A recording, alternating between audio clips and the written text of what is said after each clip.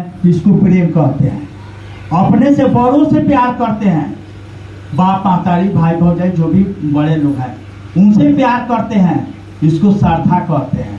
यही किसी देवी देवता से प्यार करते हैं, इसी को भक्ति कहते हैं।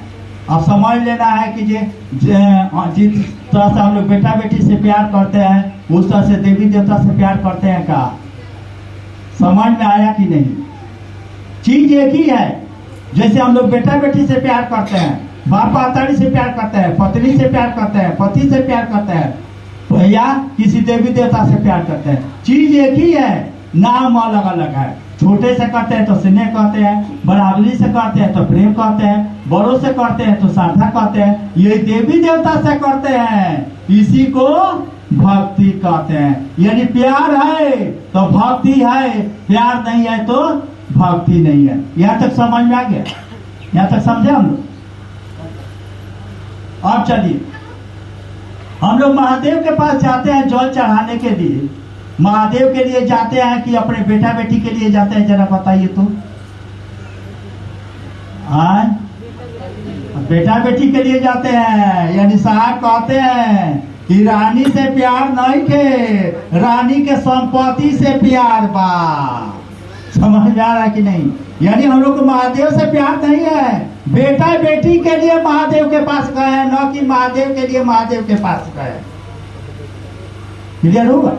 बेटा बेटी यानी जल भी हम लोग लेके जाते हैं। साहब एगो बात कहते हैं कि बाबू हम लोग अपनी प्यास बुझाने के लिए महादेव के पास जाते हैं। चाचा सुनिएगा, हम लोग अपनी प्यास बुझाने के लिए महादेव के पास जाते हैं, महादेव का प्यास बुझाने के लिए महादेव के पास नहीं जाते हैं। अगर आपको महादेव का प्यास बुझाने के लिए महादेव के पास जाइएगा, आपको महादेव के पास जाने की जरूरत नहीं है, महादेव आपके पास आएंगे। यहाँ तक समझ में आया कि नहीं?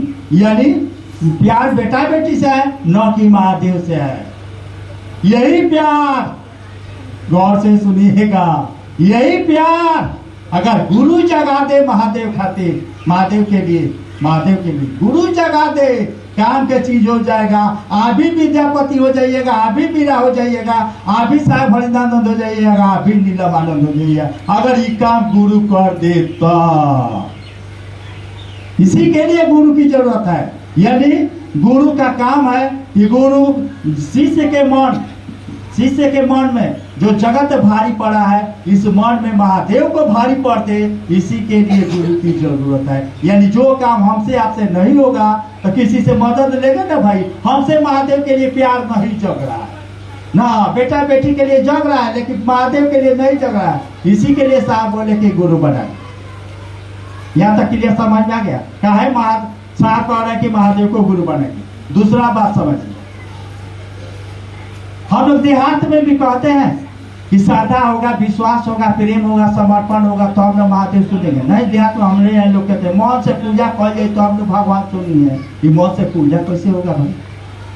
लेकिन उसी महादेव को जब गुरु बनाइएगा, गौर कीजिए, उसी महादेव को जब गुरु बनाइएगा, कोई श्रद्धा, कोई विश्वास, कोई प्रेम समर्पण की जरूरत नहीं है। यानी शिष्य के लिए, इसकी भक्त के लिए प्रेम की जरूरत है, लेकिन शिष्य के लिए किसी चीज की जरूरत नहीं है। न श्रद्धा की जरूरत है, न समर्पण की, न विश्वास की, किसी चीज की जरूरत नहीं है। जिस स्थिति में, जिस परिस्थिति में है, आप महादेव का चेला हो सकते हैं। महादेव नहीं कहेंगे कि हम तुमको चेला नहीं बनाएंगे। जैसे मान लीजिए कि हम लोग तबीयत खराब हो जाए और